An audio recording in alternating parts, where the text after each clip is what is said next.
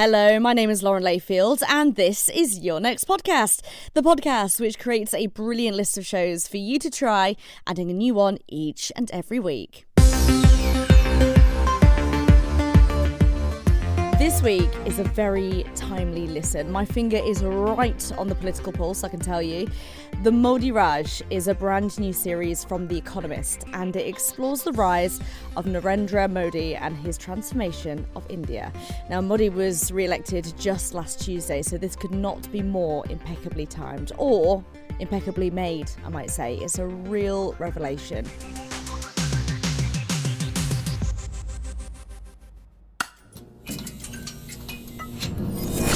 The Economist.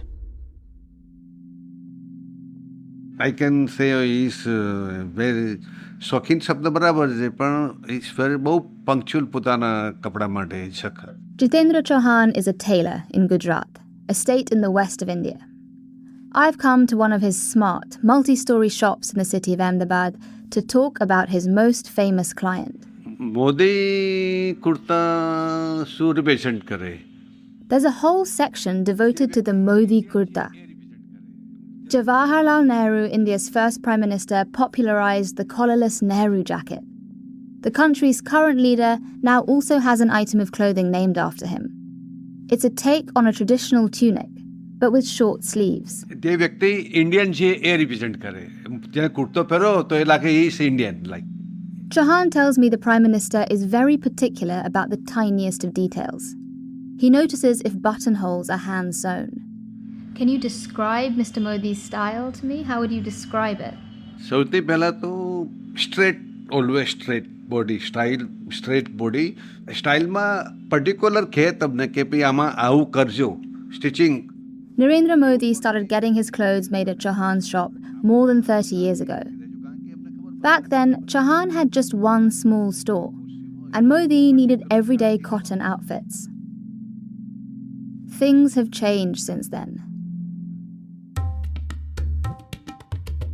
The most recent piece Modi ordered was for a big public appearance, the kind of spectacle the Prime Minister loves.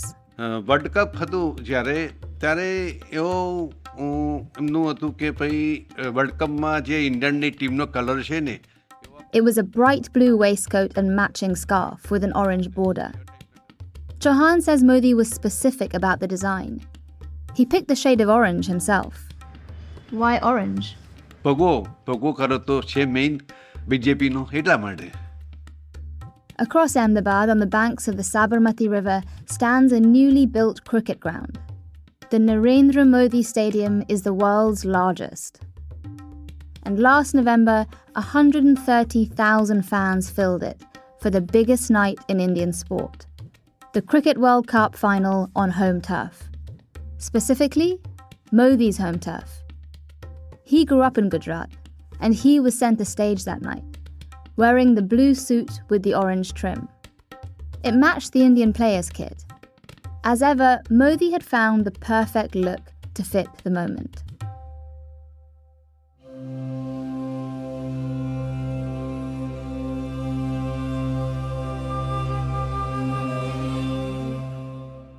Narendra Modi's knack for switching guises to suit his audience is a huge asset when he pitches himself to a diverse country of 1.4 billion people.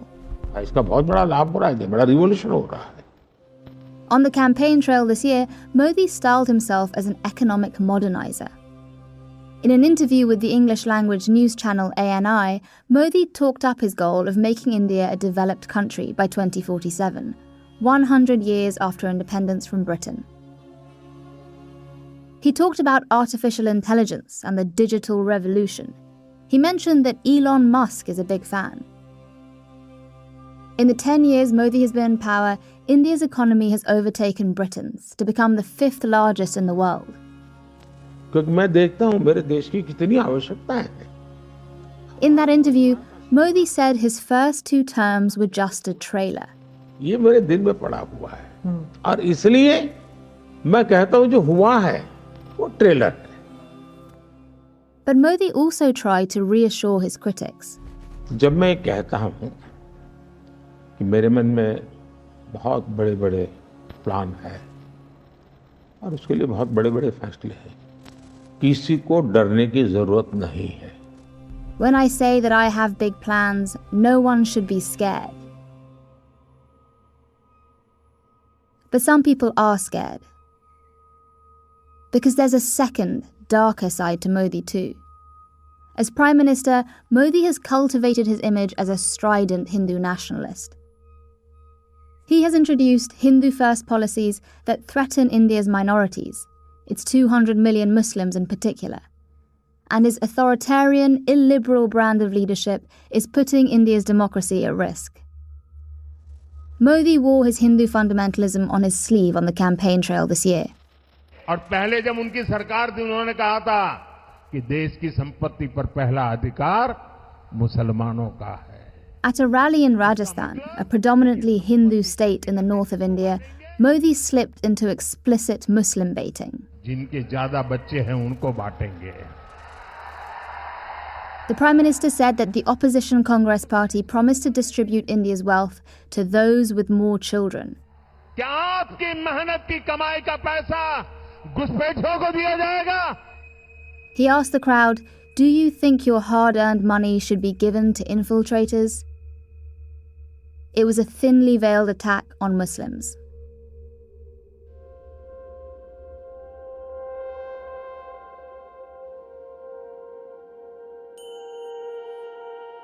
There have always been two Narendra Modis, the economic reformer and the Hindu nationalist.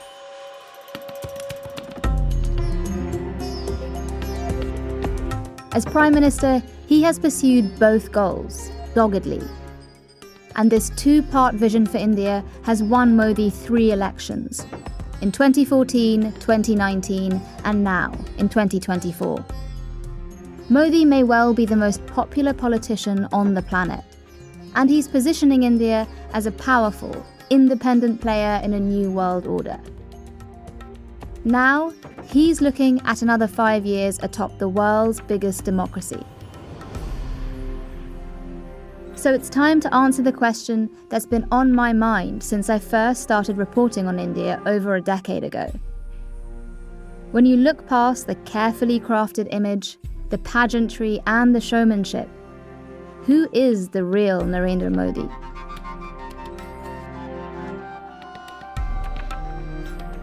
I'm Avantika Chilkoti.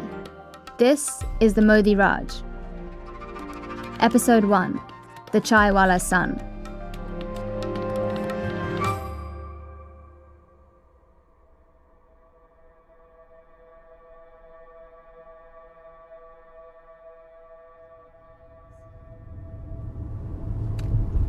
Sharp left.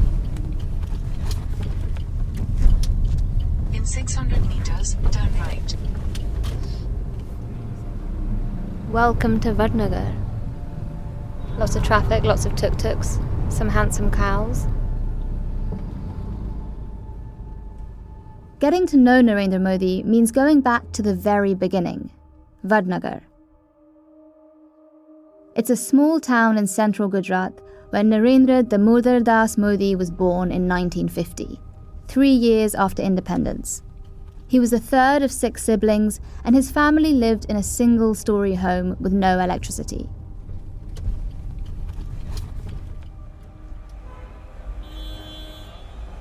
As with anywhere in India, the thing you notice about Vadnagar is the noise.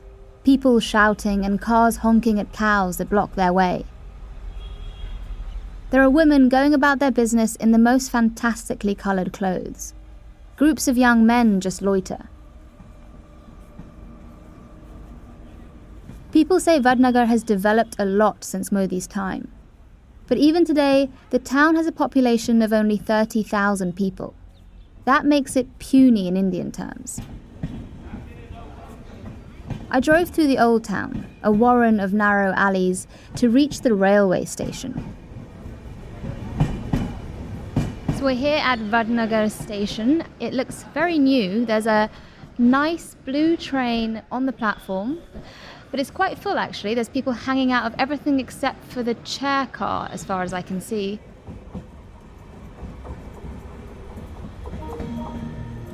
This station is where Modi's story really starts. His father sold tea here, and Modi says he helped out as a child. The tea stall was being renovated when I visited. There was a life-size cutout of Modi nearby, part of an ad campaign for one of the Prime Minister's big welfare programs. Back when Modi lived here, the station had one platform. Since Modi became Prime Minister, it's become a tourist attraction. The national government has revamped the whole place. There are 2 platforms now, a pristine pink frontage and Modi's name on a big plaque outside. Modi's critics say this story about Modi in the tea stall is overdone. There's debate about what exactly his father did and whether the young Modi really helped out selling tea. Either way, being the son of a chaiwala is a big part of Modi's identity now. He wears it as a badge of honour. In a Bollywood biopic about his life, the young Modi is shown leaping onto a train with a pot of chai.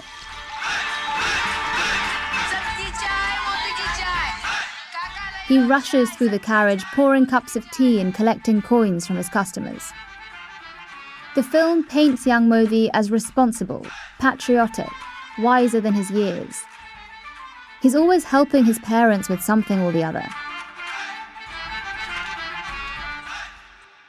But it is cinema. I wanted to speak to locals in Vadnagar.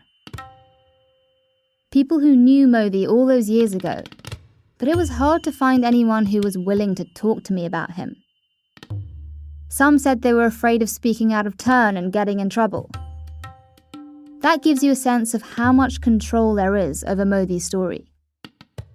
So I turned to the journalist Nilanjan Mukhopadhyay.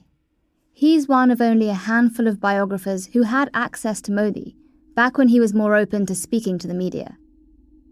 These days, Modi is less open to questions from journalists. Mukhopadhyay spent hours with him and got a window into the mind of the young Modi. Modi directly told me that he would take his friends outside the village on expeditions and he would lead it. Modi wanted to be the one giving out orders.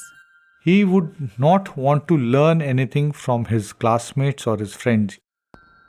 Mukhopadhyay spoke to one of Modi's teachers too. He told him about Modi's early ambition. He acted quite a bit in school plays and school functions, but he always wanted the lead role.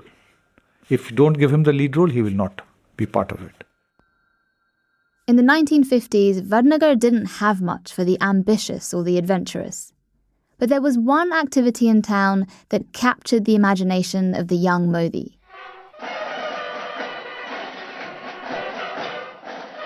On most mornings at dawn, men and boys dressed in khaki trousers, white shirts and black caps can be found in parks or Hindu temple grounds belting out this chant.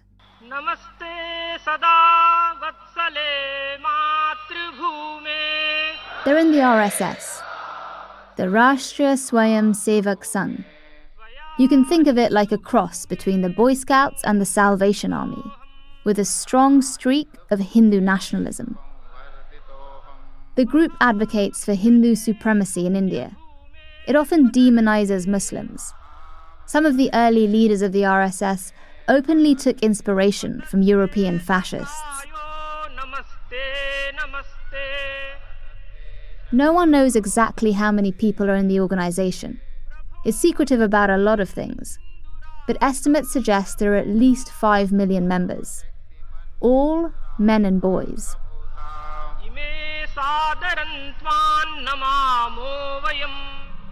That is the RSS traditional prayer that is sung everywhere. R. Balashankar is about the same age as Modi. He grew up in Kerala, a state in the south of India. He joined the RSS when he was 16. Modi joined when he was 8.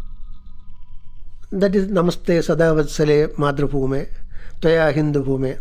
Can you translate the prayer? What are you saying? This translation, it's difficult, but the basic point is that I bow before my motherland, and this is a great country, and I would even lay down my life. I will do anything for its total uplift and its prosperity and to make it strong.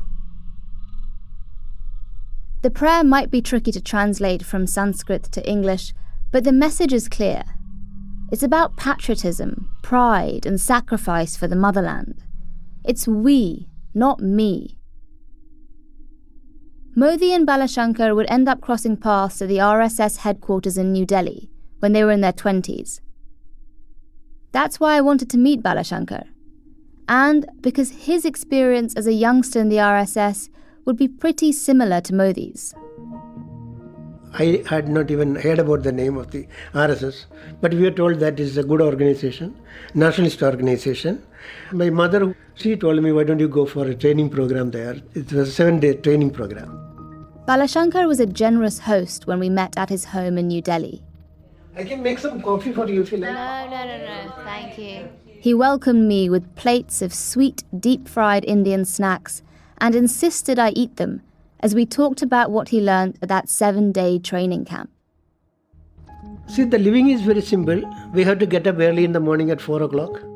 In the early hours, they would pray and sing nationalist songs. It is about the country, its history, about heroes, all those things.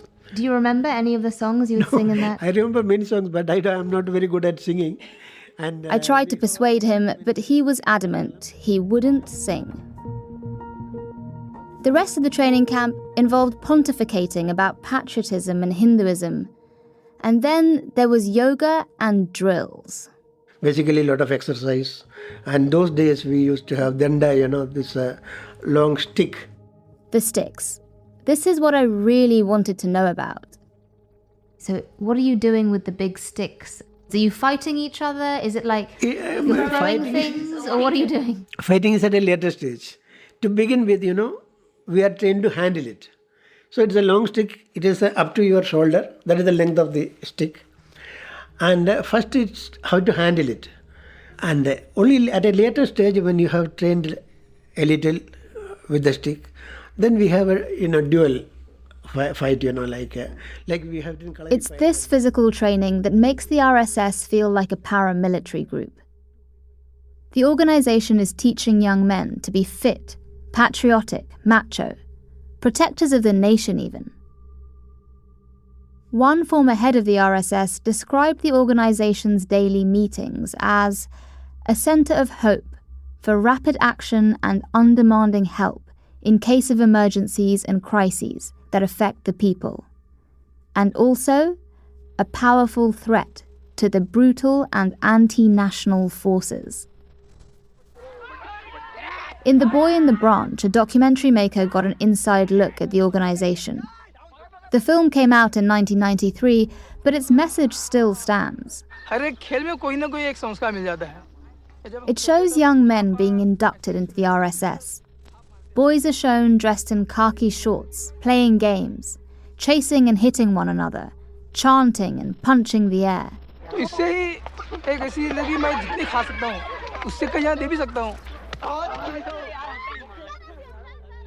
At one point, a group jostles to grab hold of one boy.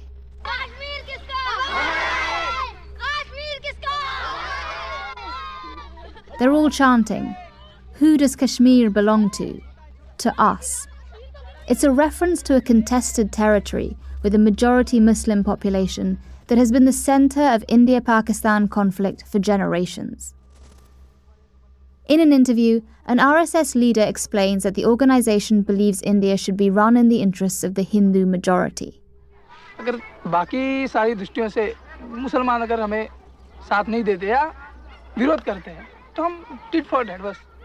If the Muslims oppose us or didn't give us their support, we'll get back at them.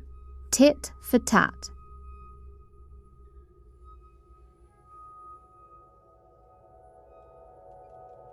I was quite charmed by the overall atmosphere, the people around, and the exercise.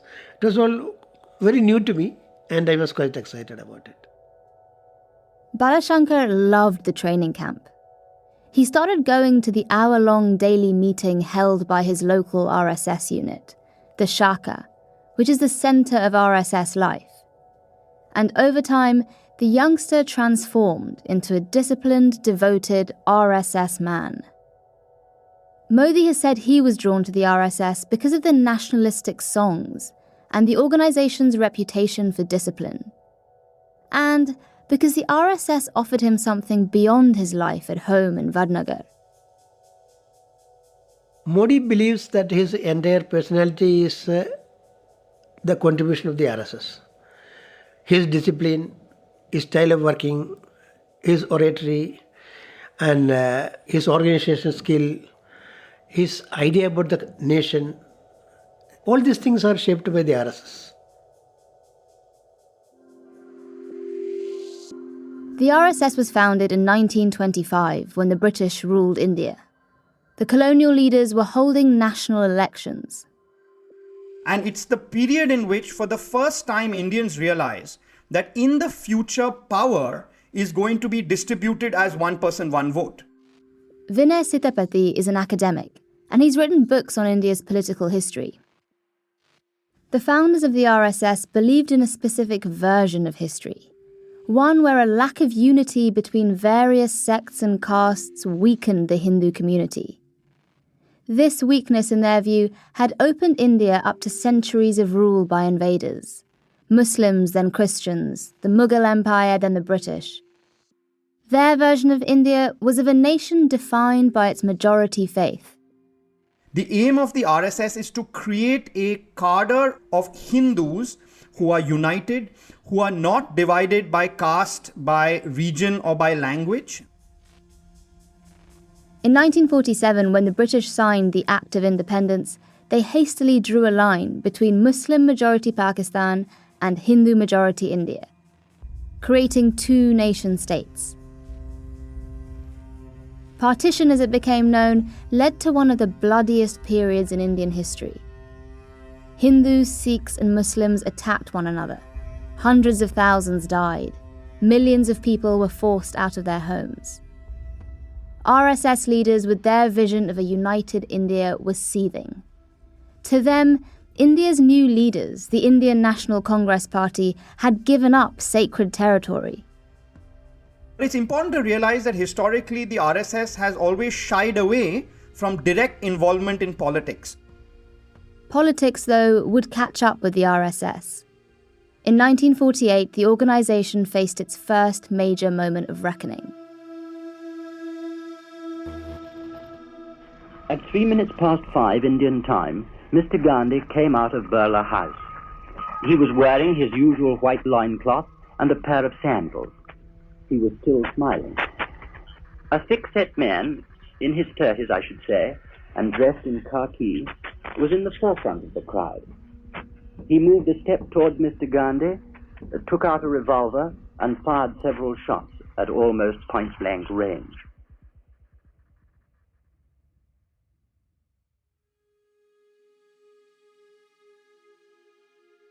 Mahatma Gandhi, the father of the nation, died on the spot. The assassin was Nathuram Godse, a Hindu fanatic and a former member of the RSS. In a written statement before he was hanged, Godse explained why he killed Gandhi. He labelled him pro-Muslim and accused him of being soft on Pakistan. Now, he's not assassinated by the RSS. The RSS was cleared of any accusation of it. But he was assassinated by somebody who shared the worldview of the RSS and had the same criticisms of Mahatma Gandhi, namely pandering to Muslims, pandering to Pakistan, that the RSS had. The RSS was banned for a year and a half. Thousands of the group's members were arrested. Its association with Godse made the RSS unpalatable to many Indians. The ban persuaded the RSS leadership that they needed to get involved in politics. They realized few politicians spoke out in their defense after the assassination. So they created a party. It was the forerunner of the BJP, Modi's party. The two sides and their structures were to remain separate. The RSS was to be about ideology, and the party was about politics.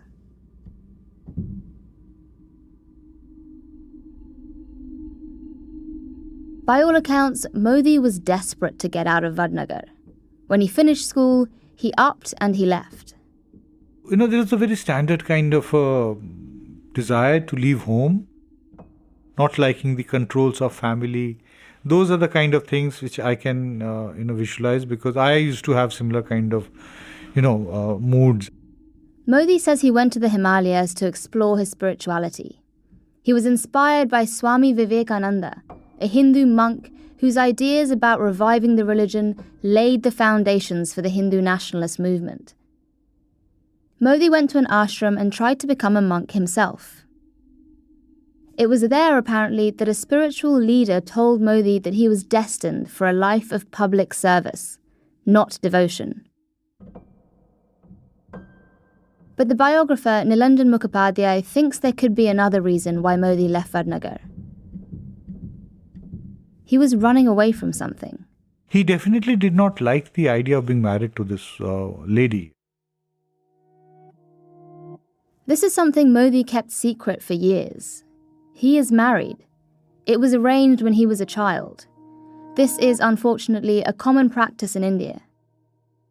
He was married at 18, but spent very little time with his wife, never had children with her, never had much of a relationship at all. These days, Modi presents himself as a single man, whose only commitment is to the country. He gets prickly whenever the marriage comes up. After his travels, aged 22, Modi joined the RSS full-time. He was now a pracharak, which translates as one who publicizes. It's a cross between a foot soldier, a missionary, and a campaigner. These full-time RSS workers are the pillars of the organization. They're unpaid, but their everyday needs, like food and shelter, are covered by the RSS. The life of a pracharak is one of devotion, asceticism, and celibacy. Modi would not have been allowed to become a pracharak if he revealed he was married. So he kept it quiet.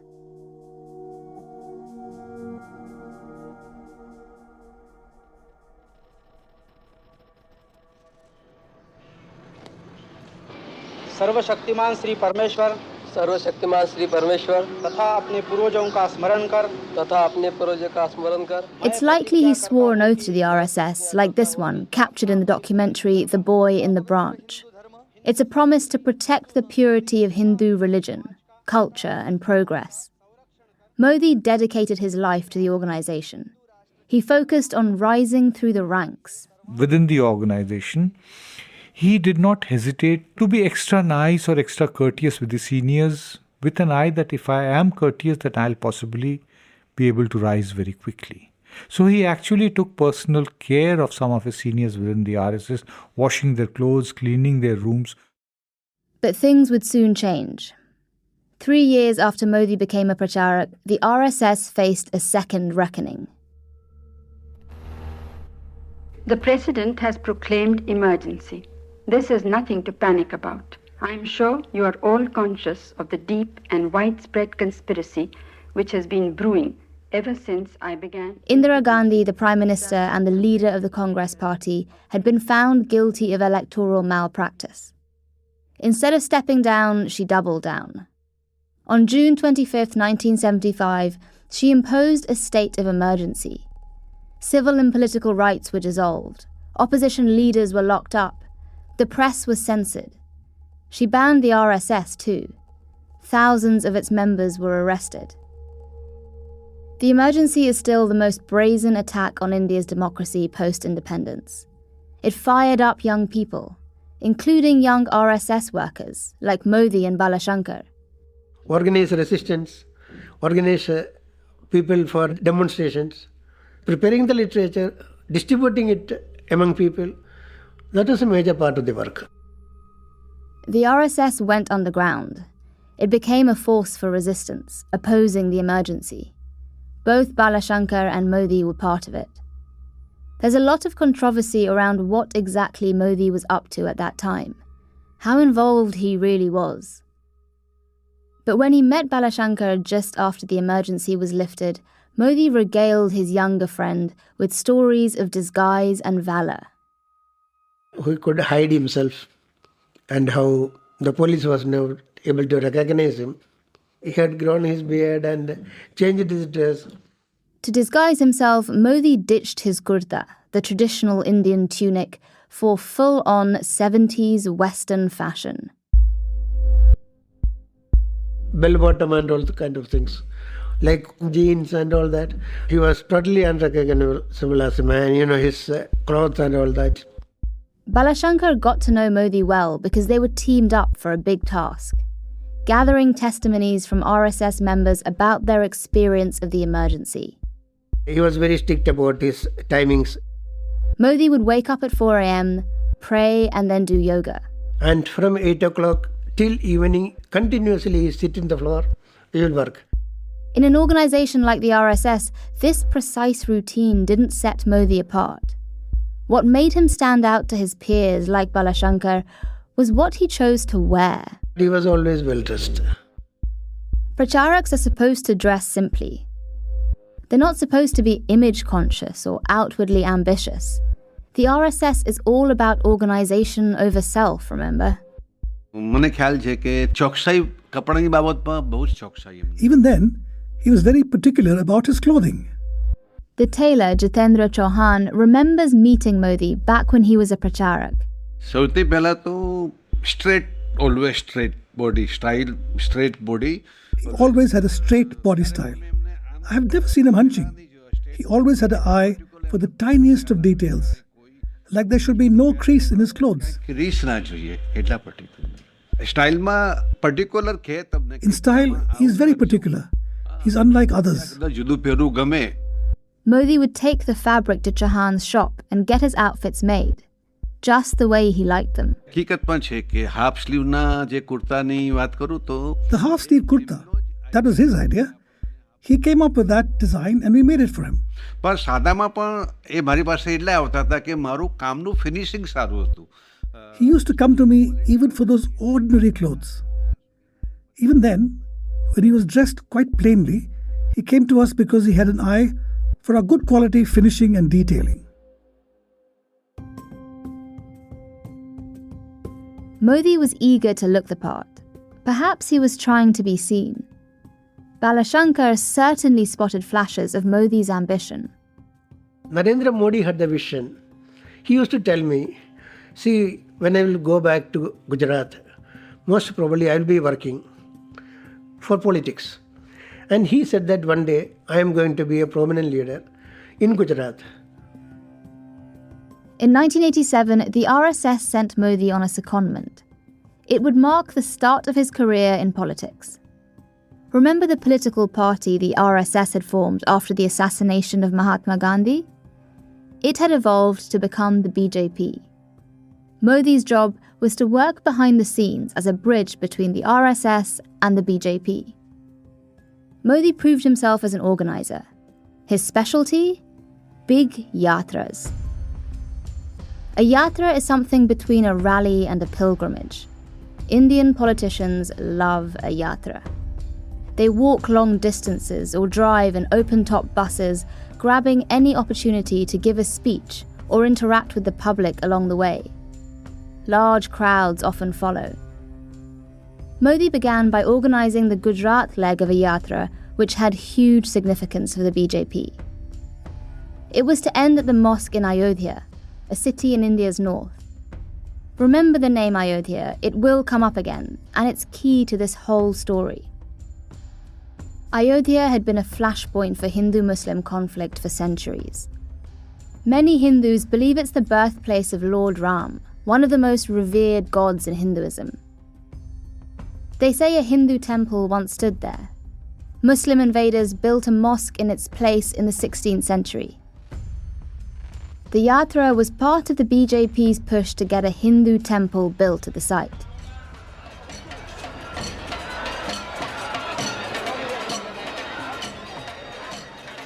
It drove the agitation that led to a Hindu mob destroying the mosque a couple of years later. The yatra rallied massive support for the party, and soon Modi landed his first national assignment.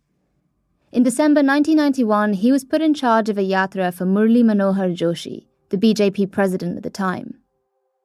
This yatra reveals a lot about Modi's character and his political strategy.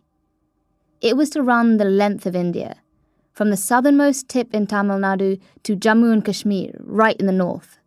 That's 2,284 miles of walking and driving. It would take 47 days. The general buzz was that there is this man called Narendra Modi and he's doing an excellent job coordinating such a difficult yatra. Nilanjan Mukhopadhyay, Modi's biographer, was covering the yatra as a journalist. While you are travelling at a time when India did not have the kind of communications now, the reporters needed phone connections to send their stories back to base. Connections were hard to come by on the road, and Modi spotted this. There were typewriters, there were computers, and most importantly, fax machines. He set up makeshift offices for the media wherever the yatra stopped. The yatra was to end on January 26th, Republic Day in India. The plan was to hoist the Indian tricolour in Srinagar, the main city of Jammu and Kashmir. After independence, the majority Muslim state had been given special semi-autonomous status. In the early 90s, an armed insurgency gripped Jammu and Kashmir. Militant groups were fighting to break away from India. The Congress Party was in charge of the country at the time, and the BJP accused them of losing control of the state. The BJP wanted to cancel Kashmir's semi-autonomous status. The plan was for the BJP president, Joshi, to raise the flag in front of the gathered press pack.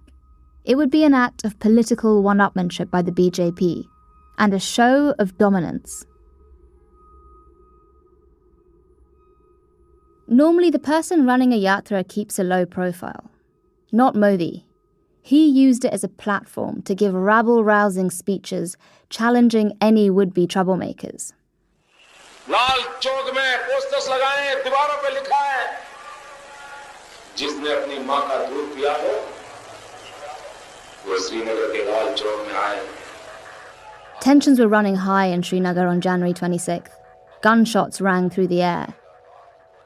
The yatra had already come under fire from separatist groups along its route. The security services were nervous. They didn't want BJP politicians out on the streets any longer than needed. But Modi saw an opportunity. Joshi was poised with the tricolour in front of TV crews and press photographers. Shankar Singh Vaghela was a senior leader in the BJP. He was in the photograph too. Big one. Modi and Joshi and I was small one. His main face, because camera, he was knowing where the camera is. Modi was looking at the camera because he knew where it was, so he is the main face in the shot. Joshi and I are tiny because we didn't know where the camera was. The press snapped the three of them with the flag. Nobody can recognize who am I. Even who is Joshi. He was recognized as Modi. Nobody can recognize who I am or who Joshi is. It's only Modi. Vaghela looks back at this time with a mix of annoyance and amusement. That's why you can hear him and my colleague laughing. Vaghela says Modi upstaged him and Joshi. To be fair, Joshi is squarely in the photo, but Modi does look like he's in charge. He's this neatly bearded figure dressed in a smart woolen jacket, towering over Joshi, who's wrapped up against the cold in a cap and a saffron scarf. This was Modi the political operator.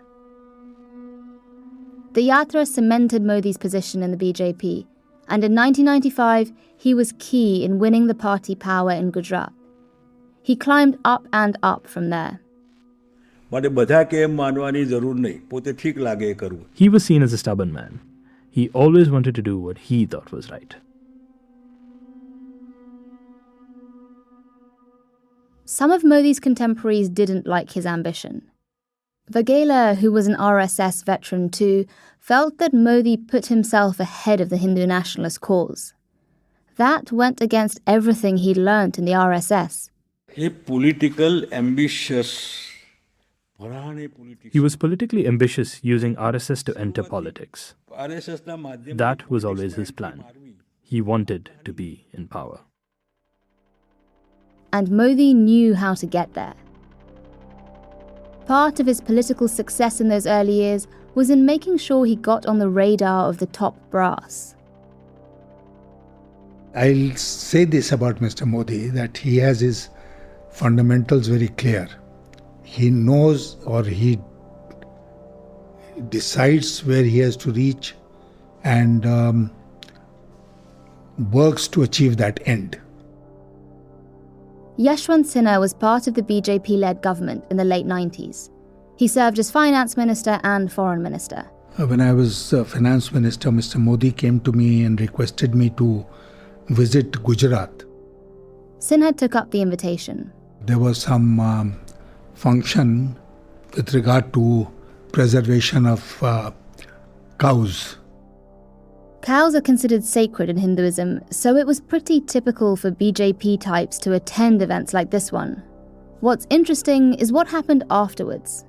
I had perhaps time at my hand before I caught the flight back, and he took me to the room in which he was living in Ahmedabad at that time. It was a small, very small room with a cot in the RSS headquarters. It was sparsely furnished with a bed, desk and chair. That was the style in which all RSS pracharaks, as they were called, they used to live. Modi had been seconded to the BJP for several years by this point, but the RSS was still a big part of his identity. The two organizations shared the same core ideology: Hindu nationalism. While BJP claims to be secular in its own way, the pro-Hindu slant was there.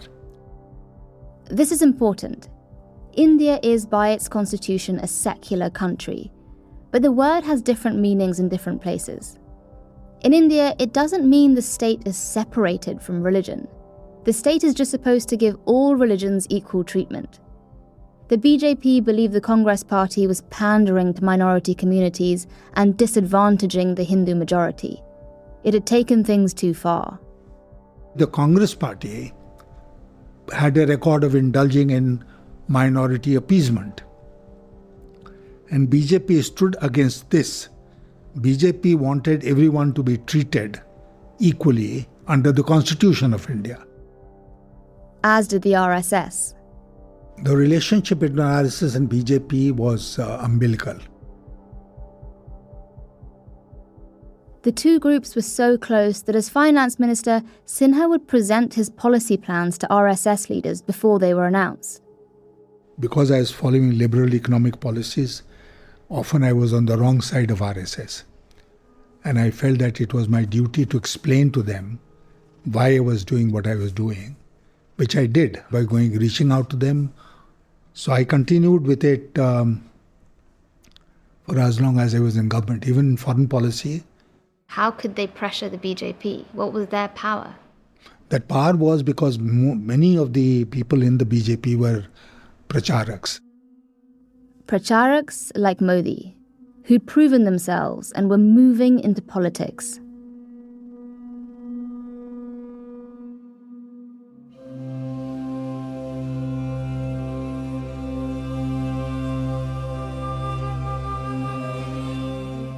The foundations for Modi's political career had been laid.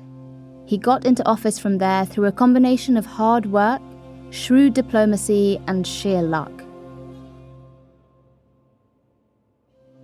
In the late 90s, political infighting dogged the BJP in Gujarat.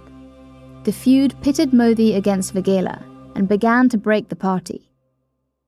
Modi, having risen through the ranks, was accused of running the chief minister's office from the sidelines. The BJP leadership pulled him out of Gujarat and sent him to New Delhi. It was a dark period in Modi's life. He was away from home and alienated from sections of the party.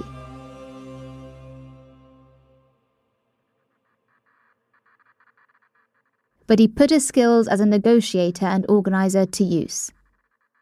And he became one of the early spokespersons of the BJP for television.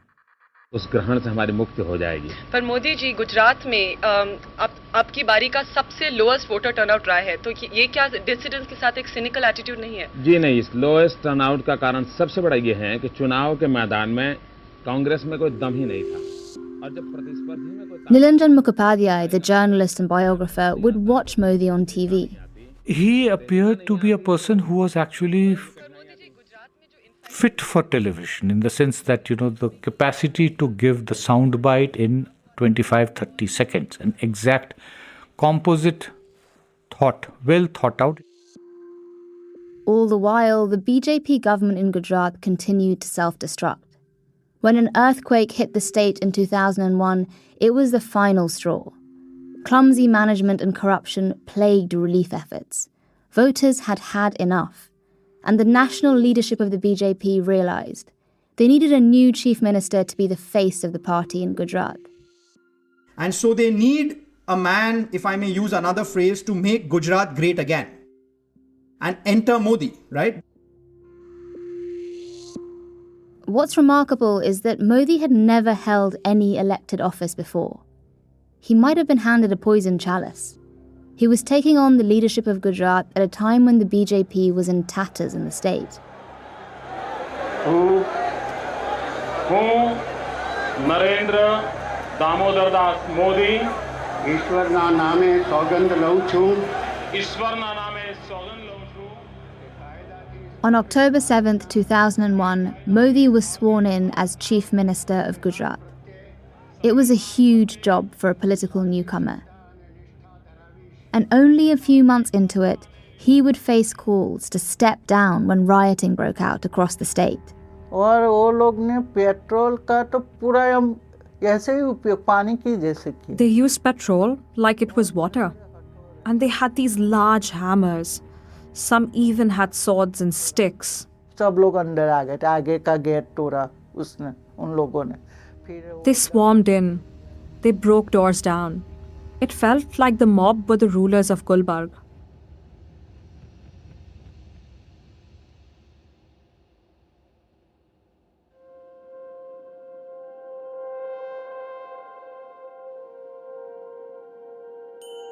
Over the next 7 episodes, I'll explore how Modi survived and thrived in Gujarat, and how those early years in politics forged his vision for India.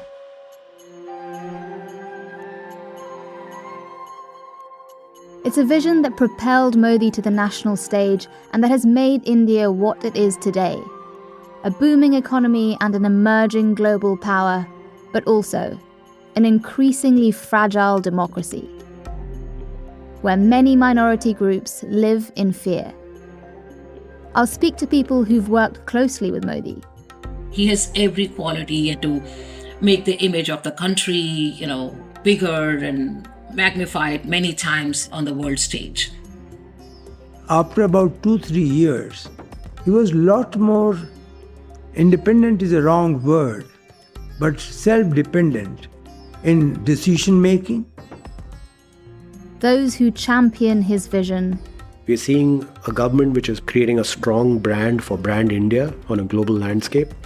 If you are a smart young person willing to give 20-30 years of your life to do something big, there is no place to be than India. A lot of people had tears in their eyes. It was like after 500 years of humiliation, we were witnessing a history where our Ram is back. And those who reject it. Muslims were just scared of what this man will do. What's next? What's coming our way? In essence, we have been convicted without trial. In fact, convicted and punished without even charges being filed. It's one of the basic tenets of democracy, that you're answerable. Mr. Modi is answerable to no one.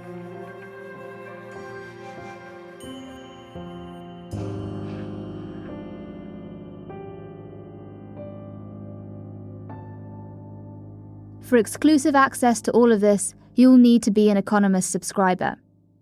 To unlock the full series of the Modi Raj, just search for Economist Podcasts Plus to discover our latest subscription offers.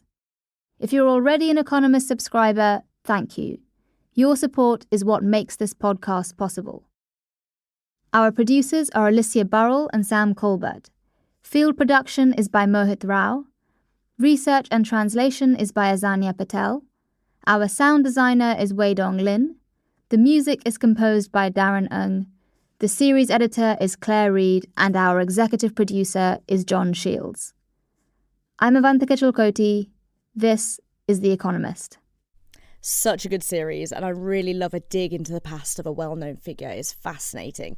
To find the rest of the episodes of the Modi Raj, search for it wherever you listen to podcasts. Once you've tapped follow for that on Amazon, Apple or Spotify, don't forget to tap follow for this show too, so you can find your next podcast. All my recommendations from the whole series will also be on Podcast Rex at www.podcastrex.com. That's www.podcastrex.com.